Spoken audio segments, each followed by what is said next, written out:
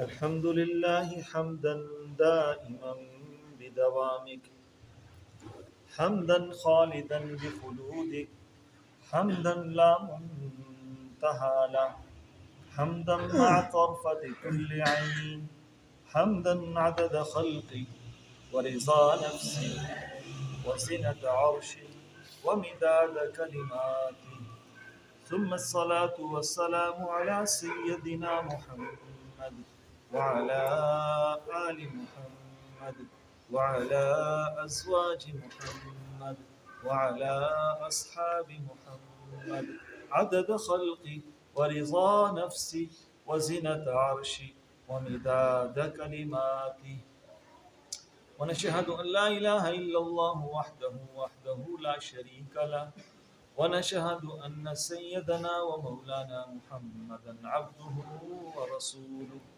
أما بعد فأعوذ بالله من الشيطان الرجيم، بسم الله الرحمن الرحيم، وما كان لرسول أن يأتي بآية إلا بإذن الله، صدق الله العظيم وبلغنا رسوله النبي الكريم، ونحن على ذلك لمن الشاهدين والشاكرين، والحمد لله رب العالمين. درود شریف پڑھیں. اللهم صل على سيدنا ومولانا محمد وعلى آل سيدنا ومولانا محمد وبارك وسلم. یا رب صل وسلم دائما ابدا على حبيبك خير الخلق كلهم، هو الحبيب الذي ترجى شفاعته لكل هول من الاهوال مقتحم.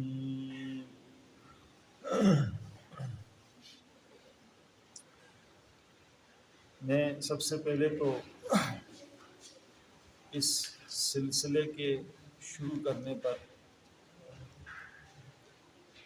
حضرت مولانا سید مبشر حسین شاہ صاحب کو مبارکباد پیش کرتا ہوں، اور آپ حضرات کو بھی کہ آپ نے حضور اکرم صلی اللہ علیہ وسلم کی سیرت کو سیکھنے کا اور سکھانے کا ایک یہ موقع فراہم کیا. یقیناً یہ ہماری خوش قسمتی ہے کہ ہمیں اللہ تبارک و تعالیٰ ایسے افراد اور ایسے اشخاص جو ہر دور میں اور ہر وقت میں اور ہر زمانے میں ہر دینی ضرورت کو سمجھ کر کے اور پھر اس کے مطابق اس ضرورت کو پورا کرنے کا انتظام کرتے ہیں. اللہ تبارک و تعالیٰ ایسے نیک اشخاص کے ساتھ اور فکر اور درد رکھنے والوں کے ساتھ چلنے کی آخر دم تک توفیق عطا فرمائے. سیرت کے والے سے چونکہ یہ ہماری ایک خطیبانہ نشست نہیں ہے بلکہ یہ دروس ہے، تو دروس میں لہجہ دھیمے ہی ہوتا ہے، سیکھنے سکھانے کی ہوتا ہے. تو آج کی نشست کے اندر بھی ہم معجزات کے حوالے سے کچھ باتوں کو سمجھیں گے، کچھ کو سیکھیں گے. اور یہ کیسا پوائنٹ ہے اور نقطہ ہے کہ اگر ہم اس کو سمجھ لیں گے، اس کے سمجھنے کے بعد اللہ نے اس ایک بات میں 100 ہدایت کی باتیں رکھی ہوئی. صرف اس ایک بات کو سمجھنے کی وجہ سے بہت ساری گمراہیوں سے اللہ تبارک و تعالیٰ حفاظت فرما لیتے ہیں. اور یہی ایک بات ہے جس کے نہ سمجھنے کی وجہ سے بہت سارے لوگ خرافات کے اندر، بدعات کے اندر اور غلط عقیدوں کے اندر پڑ جاتے ہیں. حضرات گرامی، تمہیداً عرض کر دوں کہ اللہ تبارک و تعالیٰ نے انسانوں کی ہدایت کے لیے انسانوں ہی کو دنیا میں مبعوث فرمایا ہے، اس لیے کہ انسان سے سیکھ سکتا ہے. انسان اپنی جنس کے علاوہ سے نہیں سیکھ سکتا. فائدہ، استفادہ، تعلیم و تعلم یہ انسان سے حاصل کر سکتا ہے. اس لیے اللہ تبارک و تعالیٰ نے دنیا میں جتنے بھی انبیاء بھیجے ہیں ان کا تعلق انسانیت کے ساتھ ہے. سب سے پہلے انسان حضرت آدم علیہ السلام وہ اللہ کے نبی تھے، اور پھر اسی انبیاء کی سب سے آخری سلسلے کی کڑی اور اس کے ہیرے اور موتی جناب نبی اکرم صلی اللہ علیہ وسلم۔ انسان بستے تھے، اس لیے اللہ تبارک و تعالیٰ نے نبی کو انسان بنا کر کے بھیجا، اور پھر اللہ پاک نے شرافت، افضلیت کا تاج انسانیت کے سر کے اوپر رکھا ہے۔ ہمیں یوں نظر آتا ہے اور دیکھتے ہیں کہ اللہ نے انسان کو فرشتے کا خادم نہیں بنایا ہے، بلکہ فرشتوں کو جو نور سے پیدا کی ہوئی مخلوق ہے اس کو انسان کی خدمت کے لیے پیدا کیا ہوا ہے۔ ہم سے زیادہ تعداد میں دنیا میں فرشتے موجود ہیں، آسمانوں پر موجود ہیں، لیکن وہ سارے انسانیت کی خدمت میں لگے ہوئے ہیں۔ اللہ تبارک و تعالیٰ کی طرف سے مختلف ذمہ داریاں ان کے سپرد ہیں، اور جنات بھی جو ہیں وہ بھی انسان سے افضل نہیں ہیں۔ اللہ تبارک و تعالیٰ نے اگرچہ ان کو نار سے پیدا کیا، آگ سے پیدا کیا ہے، لیکن وہ بھی انسان کے تابع ہیں۔ انبیاء جو دنیا میں تشریف لائے، جس طرح وہ انبیاء انسانوں کے نبی ہوتے تھے، وہ انبیاء جنات کے بھی نبی ہوتے تھے۔ چنانچہ آپ علیہ الصلوۃ والسلام کے اوپر جو اللہ تبارک و تعالیٰ نے یہ لا ریب کتاب نازل فرمائی ہے، تو یہ جس طرح انسانوں کے لیے ہدایت نامہ ہے، اسی طرح جنات کے لیے بھی ہدایت نامہ ہے۔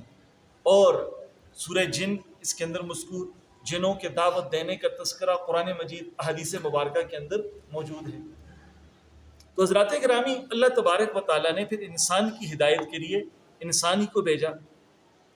نبی انسان ہوتے ہیں، لیکن انسانیت میں سب سے کامل، سب سے اکمل، سب سے افضل، سب سے اعلیٰ، سب سے اشرف الفاظ ختم ہو سکتے ہیں، ان کی توصیف اور ان کی مدح وہ ختم نہیں ہو سکتی ہے۔ اللہ تبارک و تعالیٰ نے نبی کو بنایا ہے سب سے افضل، سب سے اعلیٰ، سب سے برتر، اور نو انسانی کے اندر سب سے کامل ترین جو فرد ہوتے ہیں وہ انسانوں کے وہ نبی ہوا کرتے ہیں۔ اور ہمارے نبی جو کہ صاحب الاولاق ہیں، وجہ کائنات ہیں، اللہ تبارک و تعالیٰ نے جن کے صدقے اور توفیل ساری کائنات کو بنایا، وہ سب سے افضل ہیں، وہ سب سے اکمل ہیں، وہ انبیاء میں بھی سب سے اعلیٰ ہیں، سب سے برتر ہیں۔ اللہ تبارک و تعالیٰ نے جتنے بھی نبی دنیا میں مبعوث فرمائے، تو اللہ تبارک و تعالیٰ نے ان کی صداقت ہے، وہ انسان، وہ کھاتے بھی ہیں، وہ پیتے بھی ہیں، وہ سوتے بھی ہیں، اور وہ بے و شرا بھی کرتے ہیں، خرید و فروخت بھی کرتے ہیں، تجارت بھی کرتے ہیں، لین دین بھی کرتے ہیں، وہ بیمار بھی ہوتے ہیں، ان کے ساتھ انسانی حوائج اور ضروریات بھی ہیں، کیونکہ وہ انسان ہیں۔ یہ ان کے انسان ہونے کی سب سے بڑی دلیل ہے۔ اب اللہ تبارک و تعالیٰ کا ہدایت نامہ وہ جب عام انسانوں کے سامنے پیش کرتے ہیں، تو ایک انسانی عقل کے اندر، عام انسان کے اندر، اس کے دل دماغ کے اندر یہ بات آ سکتی تھی کہ یہ کیسے ہو سکتا ہے، یہ خدا کے پیغمبر ہیں اور یہ خدا کے پیغمبر نہیں ہے، یہ کہتے ہیں ہم خدا کے رسول ہیں، نبی ہیں۔ تو اللہ تبارک و تعالیٰ پھر ان کی نبوت کی صداقت اور سچائی کے لیے کچھ ایسے امور جو عام انسان کے بس میں نہیں ہوتے، جو عادت کے خلاف ہوتے ہیں، جن کو خرق عادت امور کہا جاتا ہے، جو عام ترتیب سے ہٹے ہوئے ہوتے ہیں، اللہ ان کے ہاتھ میں ظاہر فرماتے رہتے ہیں۔ وہ امور، وہ خرق عادت امور، وہ عام عادات سے ہٹی ہوئی باتیں، کام، وہ معجزات کہلاتے ہیں، اور یہ معجزات نبی کی نبوت اور صداقت کی بڑی دلیل اور بہت بڑی علامت اور نشانی ہوا کرتے ہیں۔ حضرات گرامی، بڑی عجیب بات کہ قرآن مجید میں یا احادیث مبارکہ میں معجزے کا لفظ آپ کو نظر نہیں آئے گا، معجزے کا لفظ آپ کو نظر نہیں آئے گا، بلکہ اس کے لیے قرآن نے آیت کا لفظ، بینہ کا لفظ، برہان کا لفظ، قرآن اور حدیث میں یہ لفظ استعمال کیے گئے ہیں۔ معجزے کا لفظ ہمیں کہیں بھی نظر نہیں آتا۔ ہاں جی، آیت کا لفظ، بینہ کا لفظ اور برہان کا لفظ۔ اچھا، یہ بات سمجھ لیجیے آگے چلنے سے پہلے کہ نبی علیہ الصلوۃ والسلام ہمارے بالخصوص، چونکہ ہم اپنے نبی کی بات کر رہے ہیں، ہر نبی کی زندگی معجزہ ہے، لیکن ہمارے نبی کی زندگی جو ہے وہ ساری کی ساری معجزہ ہے۔ دلیل کیا ہے؟ دلیل یہ ہے کہ جس وقت آپ علیہ الصلوۃ والسلام نے اپنی نبوت کا اعلان کیا تھا لوگوں کے سامنے کہ میں خدا کا پیغمبر ہوں، تمہاری طرف مبعوث کیا گیا ہوں، اللہ کا پیغام لے کر کے آیا ہوں، تم بتوں کی بندگی کو چھوڑو، خدا کی بندگی کرو، لا الہ الا اللہ پڑھو، تم کامیاب ہو جاؤ گے۔ تو اس موقع پر آپ علیہ الصلوۃ والسلام نے سب سے پہلے جو چیز پیش کی تھی نا، وہ چیز کوئی بہت عجیب قسم کی اوپری چیز پیش نہیں کی تھی، بلکہ اپنی زندگی پیش کی تھی. میں نبی ہوں، میری زندگی کو دیکھو، کیونکہ تم میری صبح سے واقف، میری شام سے واقف، تم میرے بچپن سے واقف، تم میری جوانی سے واقف، تم میری گھر کی زندگی سے بھی واقف ہو، تم میرے خاندان کے لوگ ہو، تم میری باہر کی زندگی سے بھی واقف ہو. میری صبح و شام، میری جوانی، بچپن، لڑکپن، سب کچھ تمہارے سامنے ہے. لہٰذا اس لیے میں تمہیں اپنی زندگی پیش کرتا ہوں کہ ایسی زندگی پیغمبر کی ہو سکتی ہے جس کے اوپر کوئی داغ دھبا نہ ہو، جس کے اوپر کوئی عیب نہ ہو. اگر نہ آپ کو پتہ ہے ایک معاشرے کے اندر جب انسان زندگی گزارتا ہے نا، تو وہ اس طرح کھلے طریقے سے اپنی زندگی کو پیش نہیں کر سکتا ہے. اس کے اپنے، اس کے پرائے، اس کے دوست، اس کے دشمن، اس کے چاہنے والے، اس سے نفرت کرنے والے، وہ انگلیاں اٹھاتے ہیں. جی زیادہ باتیں مت کرو، ہم تمہیں جانتے ہیں، تمہاری زندگی ہمارے سامنے گزری ہے، ہم تمہارے بچپن، تمہاری جوانی، لڑکپن کو جانتے ہیں، تمہارے کاروبار، تمہارے معاملات کو جانتے ہیں، تمہارے گفتار، تمہاری کردار کو ہم جانتے ہیں. لوگ انگلیاں اٹھاتے ہیں، لیکن اس حوالے سے ہمارے نبی کی زندگی پر کسی نے انگلی نہیں اٹھائی، کیونکہ وہ زندگی کیا تھی؟ ایک معجزانہ زندگی تھی، معجزانہ زندگی تھی. تو حضرات گرامی، پیغمبر کی زندگی جو ہے نا، یہ معجزہ ہوتی ہے.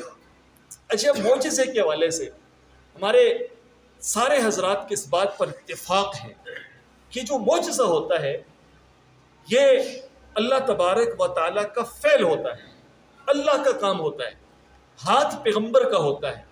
اور یہ معجزہ ظاہر ہوتا ہے اس لیے تاکہ پتہ چل جائے یہ جو صاحب کہہ رہے ہیں کہ میں خدا کا نبی ہوں، یہ ان کی اس بات کی دلیل بن جائے، یہ ان کی اس بات کا ثبوت بن جائے، یہ ان کی اس بات کی گواہی بن جائے کہ واقعتاً ایسا کام تو ہم سے نہیں ہو سکتا ہے، ایسی چیزیں تو ہم سے نہیں ہو سکتی ہیں. اللہ تعالیٰ نے مختلف پیغمبروں کے معجزوں کو قرآن مجید میں ذکر کیا ہے. موسیٰ علیہ السلام کی لاٹھی کا اژدہا بن جانا، حضرت صالح علیہ السلام کی دعا کی برکت سے چٹان سے اونٹنی کا زندہ نکل آنا، حضرت موسیٰ علیہ السلام کے لیے سمندر کے اندر رستوں کا ظاہر ہو جانا، اور حضرت عیسیٰ علیہ السلام مردوں کا ان کا زندہ کرنا، اور مٹی کے پرندوں کو بنا کر پھونک مارنا اور ان کا اڑ جانا، اور مادر زاد اندھے لوگوں کے آنکھوں پر ہاتھ پھیرنا اور ان کی آنکھوں کے اندر بینائی کا آ جانا. یہ معجزات ہیں نا، یہ سارے کے سارے جو معجزات ہیں، یہ معجزات در حقیقت کس کا فعل ہوتے ہیں؟ یہ اللہ کا فعل ہوتا ہے. کیا مطلب؟ یہ کرتا خدا ہے. ہاتھ آگے پیغمبر کا ہوتا ہے، آگے ہاتھ نبوت کا ہوتا ہے. کرنے والی خدا کی ذات ہوتی ہے، کرنے والی خدا کی ذات ہوتی ہے. اور کسی پیغمبر نے یہ دعویٰ کبھی نہیں کیا کہ یہ میں کرتا ہوں، یہ میں کرتا ہوں. کسی پیغمبر نے. قرآن ایک عمومی بات کہتا ہے. کیا کہتا ہے؟ وَمَا كَانَ لِرَسُولٍ أَن يَأْتِيَ بِآيَةٍ إِلَّا بِإِذْنِ اللَّهِ وَمَا كَانَ لِرَسُولٍ أَن يَأْتِيَ. سورہ رات کی آیت ہے. کسی رسول کے لیے یہ بات نہیں کہ وہ خود کوئی نشانی لے کر کے آئے، مگر وہ لاتا ہے تو الا باذن اللہ، اللہ کے حکم اور اللہ کی اجازت سے لاتا ہے. اللہ کا حکم ہوتا ہے، اللہ کی اجازت ہوتی ہے، اللہ کا امر ہوتا ہے. پھر وہ پیغمبر معجزہ اپنی قوم کے سامنے پیش کرتا ہے، وہ دلیل، وہ بینہ اپنی قوم کے سامنے، اپنی امت کے سامنے پیش کرتا ہے. اچھا، اس سے بھی واضح حضرت عیسیٰ علیہ السلام کے معجزات ہم نے آپ کے سامنے ہلکے سے ذکر کیے ہے نا. قرآن کیا کہتا ہے؟ قرآن کہتا ہے عیسیٰ علیہ السلام نے اپنی قوم سے کہا تھا کہ انی قد جئتکم بآیۃ من ربکم، میں تمہارے پاس ایک نشانی معجزہ لے کر کے آیا ہوں، اپنی طرف سے نہیں، من ربکم، تمہارے پروردگار کی طرف سے لے کر کے آیا ہوں. وہ بینہ، وہ نشانی، وہ معجزہ میں نہیں لایا ہوں، وہ میرا رب لا کر کے آیا ہے. ہاتھ میرا ہے، کرنے والی خدا کی ذات ہے. پھر آگے انہوں نے اس کی تفصیل کو بیان کیا. کیا فرمایا؟ انی اخلق لکم من الطیر کہیۃ الطیر باذنی فانفخ فیہ فیکون طیرا باذنی، اور انی ابرہ الاکمہ والابرص واحیی الموتى باذن اللہ. دیکھو، میں پرندے کی صورت بناتا ہوں، پھر اس میں پھونک مارتا ہوں، وہ پرندہ اڑنے لگ جاتا ہے. کس کے امر سے؟ باذن اللہ، اللہ کے امر اور اللہ کے حکم سے. میں مردوں کو زندہ کرتا ہوں، اپنی طرف سے نہیں بلکہ رب تعالیٰ کے حکم سے، اللہ کے امر سے. اور ابرہ الاکمہ والابرص واحیی الموتى باذن اللہ، میں مادرزاد اندھوں کو، کوڑ کے مریضوں کو درست کرتا ہوں، کس کے امر سے اور حکم سے؟ اللہ کے امر اور اللہ کے حکم سے۔ یہ جتنے بھی معجزات ہوتے ہیں یہ فعل خدا کا ہوتا ہے، یہ کرنے والی خدا کی ذات ہوتی ہے، اور آگے ہاتھ کس کا ہوتا ہے؟ پیغمبر کا ہوتا ہے، آگے ہاتھ پیغمبر کا ہوتا ہے۔ حضرات مزید بات کو سمجھنے کے لیے تھوڑی سی اس بات کو اور کھولیں۔ یہ غزوہ بدر ہے، غزوہ بدر میں مسلمانوں کی تھوڑی سی تعداد 313 اور کافر 1000 کی تعداد کے برابر ہیں۔ نبی اکرم صلی اللہ علیہ وسلم رات ساری دعائیں مانگ رہے ہیں، اجی اللہ تبارک و تعالیٰ یہ مٹھی بھر ایک جماعت آپ کی جناب میں لے کر کے آیا، اس کو کامیاب فرما، اس کو کمران فرما۔ اگر یہ ہلاک ہو گئی تو لن تعبد فی الارض، تو پھر زمین کے اندر عبادت کرنے والا کوئی بھی نہیں بچے گا، اللہ ان کو کامیاب فرما، کامران فرما۔ پھر صبح کیا ہوتا ہے، ادھر لشکر کفار کھڑا ہے، ادھر آپ علیہ الصلوۃ والسلام ہیں، تو آپ علیہ الصلوۃ والسلام ایک مٹھی مٹی کی زمین سے لیتے ہیں اور اس کو دشمنوں کی طرف پھینکتے ہیں، وہ دشمنوں کی آنکھوں میں پڑتی ہے جا کر کے، اور سب کے پاؤں اکھڑتے ہیں، اللہ تبارک و تعالیٰ نصرت اور فتح اور مدد فرماتے ہیں۔ قرآن اس کو یوں کہتا ہے، وما رمیت اذ رمیت ولکن اللہ رما، وما رمیت اذ رمیت، وہ مٹی جو آپ نے پھینکی تھی وہ آپ نے نہیں، ولکن اللہ رما، وہ پھینکنے والی خدا کی ذات تھی۔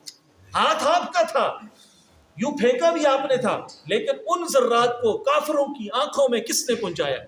اللہ نے پہنچایا۔ وما رمیت اذ رمیت ولکن اللہ رما، یہ اللہ کی ذات ہے جو اس مٹی کو ان کافروں کی آنکھوں میں پہنچانے والی ہے۔ حضرات گرامی، اس اصول کو، اس بات کو اگر آپ نے اچھی طریقے سے سمجھ لیا ہے کہ معجزہ جو ہوتا ہے یہ اللہ جل جلالہ کا فعل ہوتا ہے، کرنے والی خدا کی ذات ہوتی ہے، پیغمبر کا ہاتھ ہوتا ہے، اور یہ معجزہ پیغمبری کی، اس کی نبوت کی ایک دلیل ہوا کرتی ہے۔ اگر یہ بات اچھی طرح آپ نے سمجھ لی ہے نا، تو پھر میں آپ کو بتاؤں کہ پھر آپ بہت ساری گمراہیوں سے اور گمراہ کرنے والوں کی باتوں سے آپ بچ سکتے ہیں، آپ محفوظ ہو سکتے ہیں۔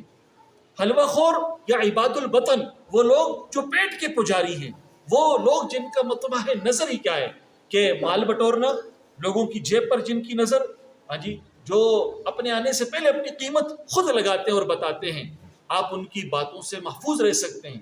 جب یہ بات آپ کے ذہن میں، یہ بات آپ کے نظریے کے اندر، یہ عقیدے کے اندر داخل ہو چکی ہے، سمجھ میں آ چکی ہے، قرآن مجید احادیث مبارکہ سے، واقعات سے یہ بات سمجھ میں آ چکی ہے کہ اللہ تبارک و تعالیٰ کرتے ہیں، تو پھر وہ کسی واقعے کو سنا کر کے غلط نتیجہ اگر آپ کے سامنے رکھے گا تو آپ اس کے غلط نتیجے میں نہیں آئیں گے۔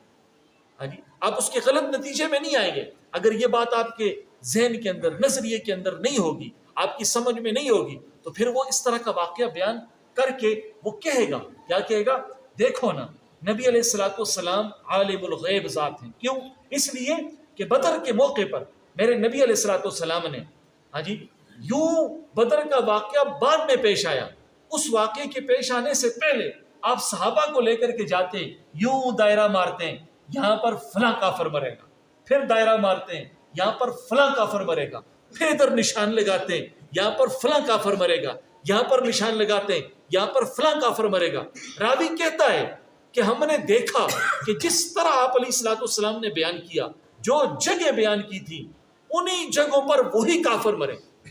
دیکھو نا، جانتے ہیں نا کل کیا ہونے والا ہے، ان کے علم میں تھا نا، اسی کو تو عالم الغیب کہتے ہیں نا۔ ہاں جی، اب آپ کے نظریے کے اندر، آپ کے عقیدے کے اندر یہ بات اس نے داخل کر دی، اور کس ذریعے سے داخل کی؟ بھائی یہ بالکل برحق بات ہے، یہ سچ بات ہے، لیکن یہ فعل معجزہ تھا، اس کو معجزہ کہتے ہیں۔ یہ پیغمبر کا معجزہ تھا کہ پیغمبر نے، ہاں جی، معجزہ کیسے کہتے ہیں؟ جو اللہ کا فعل ہوتا ہے، اللہ نے کیا ہوتا ہے، اللہ نے بتایا ہوتا ہے، ہاتھ پیغمبر کا ہوتا ہے، زبان پیغمبر کی تھی، بتانے والی خدا کی ذات تھی۔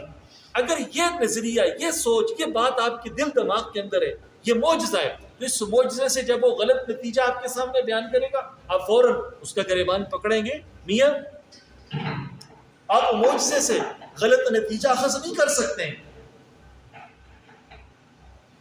آپ معجزے سے غلط نتیجہ اخذ نہیں کر سکتے ہیں۔ معجزہ خدا کا فعل ہوتا ہے، پیغمبر کے ہاتھ میں ظاہر ہوتا ہے۔ آپ اس معجزے سے پیغمبر کا عالم الغیب ہونا ثابت کرتے ہیں۔ آپ ہمیں الو نہ بنائیں، ہمیں بچہ نہ بنائیں، معجزہ خدا کا فعل ہوتا ہے. اگر مان لیا جائے یہاں سے پیغمبر کے عالم الغیب ہونے کو اس نے ثابت کر دیا. ذرا تصویر کا دوسرا رخ دیکھیے حضرات، توجہ سے تصویر کا دوسرا رخ دیکھیے. آپ علیہ السلام تشریف فرمائیں. کچھ قبیلے کے لوگ آتے ہیں، اسلام قبول کرتے ہیں. اسلام قبول کرنے کے بعد کہتے ہیں یا رسول اللہ ہمارا بڑا قبیلہ ہے، آپ ہمارے ساتھ کچھ قرآن پڑھانے والے، کچھ اچھے قراء، کچھ علماء جو صحابہ کرام ہیں وہ بھیج دیجیے تاکہ ان لوگوں کو دعوت ہے وہ بھی اسلام کے اندر داخل ہو جائیں. آپ علیہ السلام ان کے ساتھ اپنے صحابہ کرام میں سے 70 صحابہ کرام جو قراء تھے، جو عالم تھے، اچھا قرآن پڑھنے والے، قرآن یاد کیے ہوئے تھے، ان کے ساتھ گئے تھے. ہوتا کیا ہے، یہ لوگ ان 70 قراء کو لے کر کے جاتے ہیں اور دیر معونہ کے مقام پر پہنچتے ہیں. چاروں طرف سے ان صحابہ پر یلغار کی جاتی ہے، سب کو شہید کر دیا جاتا ہے. اس واقعے کی خبر بذریعہ جبرائیل آپ علیہ السلام کو ملتی ہے. کیا ہم میرے نبی پر تاریخ، کتنا غم تاریخ ہوا. پتھر کھا کر کی دعائیں نہیں دی تھی. طائف کا سفر آپ نے سنا، آپ نے پڑھا، آپ کے ذہنوں کے اندر ہوگا. جس وقت لہو لہان ہے اور فرشتے آ کر کے کہتے ہیں حکم دیجیے ان دو پہاڑوں، ان دروں کے بیچ میں جو بدبخت قوم رہتی ہے ان کو یہاں پر پیس کر کے رکھ دیا جائے، مٹا کر کے رکھ دیا جائے، ختم کر کے رکھ دیا جائے. وہ رحمت للعالمین، انہوں نے بدعا نہیں دی، ہدایت کی دعا دی.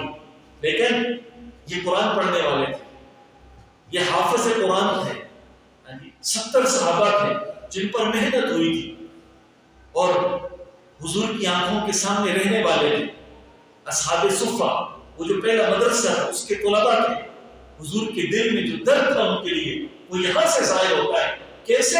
رحمت للعالمین ہونے کے باوجود ان کافروں کے لیے میرے نبی نے 1 مہینہ بدعائیں کی. 1 مہینہ، ایک بار نہیں، 1 مہینہ نمازوں میں ان کے لیے بدعائیں کرتے رہے. حضرات توجہ فرمائیے، یہ واقعے کے اندر جو درد ہے وہ تو اپنی جگہ پر، اس کا اثر اپنی جگہ پر، لیکن اس سے جو بات تصویر کا دوسرا رخ سامنے ہوتا ہے. مجھے بتاؤ اللہ کے بندو، اگر میرے نبی کو آئندہ آنے والے زمانے کا علم ہوتا تو کیا میرے پیغمبر ان بدبختوں کے ساتھ اپنے صحابہ کو بیچتے؟ تم کیا کہو گے یہاں پر؟ کیا حضور نے جان بوجھ کر کیسا دانستہ طور پر ایسا؟ یہی کہیں گے نا آئندہ آنے والے زمانے کا علم کس کو؟ اللہ، خدا کو. اس سے غلط نتیجہ حاصل نہ کیجیے کہ حضور نے بتا دیا بدر کے مقام پر یہ یہاں پر مرے گا، فلاں یہاں پر مرے گا، فلاں یہاں پر مرے گا. یہ معجزہ تھا. معجزہ خدا کا فعل ہوتا ہے، کرنے والی خدا کی ذات ہوتی ہے. زبان نبی کی تھی، الفاظ اللہ نے القا فرمائے، بتا دیا کہ معجزہ. اس معجزے سے آپ غلط نظری اور غلط عقیدہ اپنانے لگے. یہ میں نے کہا کہ یہ پوائنٹ، یہ نقطہ آپ کے ذہن کے اندر 100 گمراہی کی باتوں سے آپ بچ جائیں گے، آپ محفوظ ہو جائیں گے. حضرات کرام اسی طرح بسوں کا کیوں کیا جاتا ہے، بتا دیا جاتا ہے. نبی کو اختیار ہے. آپ علیہ السلام اللہ تبارک و تعالیٰ نے ہر چیز پر آپ کو اختیار دیا. کیسے؟ دیکھو نا، جابر کے گھر میں دعوت ہوئی، انہوں نے کھانا تیار کیا چند آدمیوں کے لیے، اور آپ علیہ السلام پورے صحابہ کرام کا ایک لشکر لے کر کے چلے گئے اور وہ تھوڑا سا کھانا سب پر پورا ہو گیا. دیکھو نا، نبی کو اختیار تھا. نبی کے اختیار سے ہوا نا، ان کو اللہ تبارک و تعالیٰ نے اختیار دیا تھا تھوڑی چیز کو زیادہ کر دیتے. اب دیکھو یہ نبی کا معجزہ ہے کہ تھوڑے سے کھانے کو اللہ تبارک و تعالیٰ نے برکت پیدا فرمائی. اللہ تبارک و تعالیٰ نے اس کے اندر ایسی برکت پیدا فرمائی جو چند افراد کا کھانا تھا کئی سارے صحابہ کرام نے، بعض روایات میں 1400 تک کا بھی تذکرہ ملتا ہے، ان پر پورا ہو گیا. یہ نبی کا معجزہ ہے. لیکن اس نبی کے اس معجزے سے غلط نتیجہ حاصل کیا. اور پھر ہم نے کہا سر تصویر کے ساتھ دوسرا رخ دیکھیں گے تو بات واضح ہو جائے گی. کیسے واضح ہو جائے گی؟ یہ صحابی آتے ہیں، اما عائشہ صدیقہ رضی اللہ تعالیٰ عنہ سے فرماتی ہیں آپ کا ہمارا گزر بسر کے بارے میں سوال کرنے والے سن. ایک چاند، دو چاند، ایک مہینہ، دو مہینہ گزر جاتا تھا، آل محمد کے گھر میں چولہا نہیں جلتا تھا، فقر و فاقہ ہوا کرتا تھا. گزر بسر کیسے ہوتی تھی؟ فرمایا یہ انصار کی عورتیں بہت اچھی تھی، بہت اچھی تھی، انہوں نے ہمارے نبی کی آل کی، ان کی ازواج کی بڑی خدمت کی ہے، بڑی خدمت کی ہے۔ اس لیے ہمارے نبی علیہ الصلوۃ والسلام کے جب ہاتھ اٹھتے تھے نا، دعا کرتے تھے تو کیا دعا کرتے تھے؟ آپ فرماتے تھے اللہ انصار پر رحم فرما، اے اللہ انصار کی اولاد پر رحم فرما، اللہ ان کی اولاد پر بھی رحم فرما۔ ہمارے نبی کے ہاتھ اٹھتے ہیں، ان کی مغفرت کی دعائیں کرتے ہیں، ان کی اولادوں کی مغفرت کی دعائیں کرتے ہیں، اولادوں کی مغفرت کی دعائیں کرتے ہیں۔ میں اکثر ہمارے دوست احباب جمع ہوتے ہیں، ہم کہتے ہیں دیکھو حدیث سے تو سبق ملتا ہے۔ ہمارے جتنے مقتدی افراد ہوتے ہیں مسجدوں میں ائمہ کے ساتھ چلنے والے، مسجدوں کے ساتھ تعامل کرنے والے، ہمارے نبی نے ہمیں یہ سکھایا ہے ہم ان کے لیے دعائیں کریں، ان کے بیٹوں کے لیے بھی دعائیں کریں، ان کے پوتوں کے لیے بھی دعائیں کریں۔ الحمدللہ ہم کرتے ہیں دعائیں، جب موقع ہوتا ہے نام لے کر کے دعائیں کرتے ہیں، جب جلدی میں ہوتے تو ان کی سارے خاندان کے لیے دعائیں کرتے ہیں۔ ہمارا حق بنتا ہے ہم ان کے ایمان کی حفاظت کے لیے بھی جو کچھ ہو سکتا ہے کریں، ان کے عقائد اور نظریات کی حفاظت کے لیے بھی جو کچھ ہو سکتا ہے کریں، ان کو مسجدوں کے ساتھ جوڑیں، ان کو دین کے ساتھ جوڑیں، اور اپنی تنہائی کے لمحات کے اندر اور اپنے اجتماعی اوقات کے اندر بھی جب دعاؤں کا موقع ملے ضرور ہم اپنے ساتھیوں کے لیے دعائیں کریں۔ ہمارے ماشاءاللہ ہمارے ائمہ حضرات، ہمارے امام صاحب، ہمارے جتنے بھی علماء کرام ہیں، مدرسوں میں پڑھنے والے جو ہیں، ہمارے طلباء کرام، ہمارے اساتذہ کرام، سب کے لیے دعائیں کرتے ہیں۔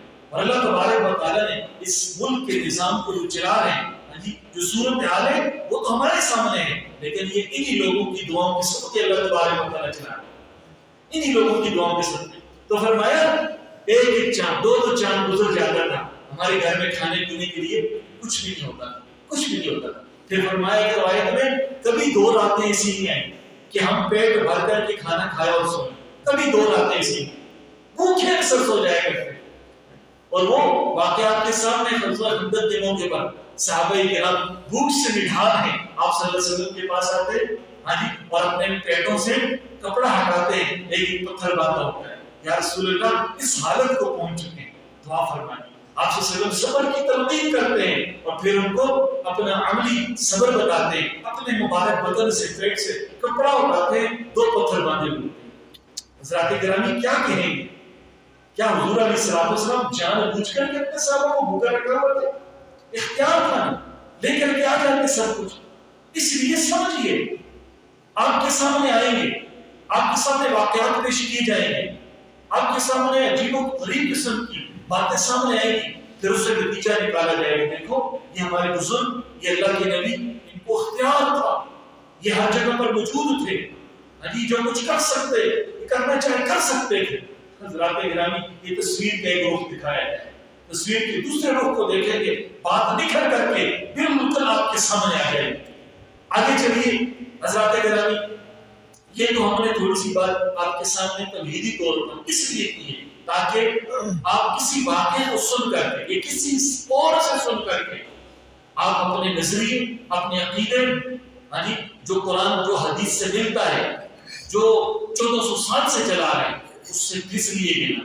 عقیدے بدلتے نہیں، عقیدے تبدیل نہیں ہوتے ہیں، عقیدے پر زندگی گزرتی ہے، عقیدے پر بندہ مرتا ہے، اور عقیدہ وہ عقیدہ ہوتا ہے جو قرآن کے مطابق ہو، جو احادیث رسول کے مطابق ہو۔ حضرات گرامی، اللہ تبارک و تعالیٰ نے ہمارے نبی کو بے شمار معجزات عطا فرمائے۔ کتنے معجزات عطا فرمائے؟ علامہ نووی رحمہ اللہ تعالیٰ نے 1200 معجزات آپ علیہ السلام کو شمار کیے ہیں۔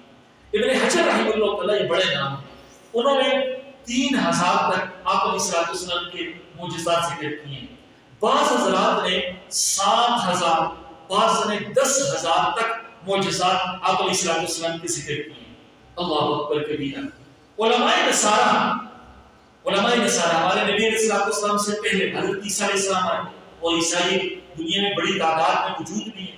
علماء نصارہ نے حضرت عیسیٰ علیہ السلام کے 67 معجزات جو ہیں وہ شمار کیے ہیں، بتائیں۔ لیکن وہ جو معجزات ہیں جو انہوں نے بیان کیے، جو انہوں نے لکھے ہیں، جن کو وہ بیان بھی کرتے ہیں، وہ جو معجزات ہیں ان کی کوئی سند موجود نہیں، جو لوگ ان کی نقل کرنے والے، ان کی عدالت اور صحاحت کی بھی کوئی دلیل ان کے پاس موجود نہیں ہے۔ اس کے برخلاف ہمارے نبی کے جو ہزاروں معجزات ہیں ان کی سندیں متصل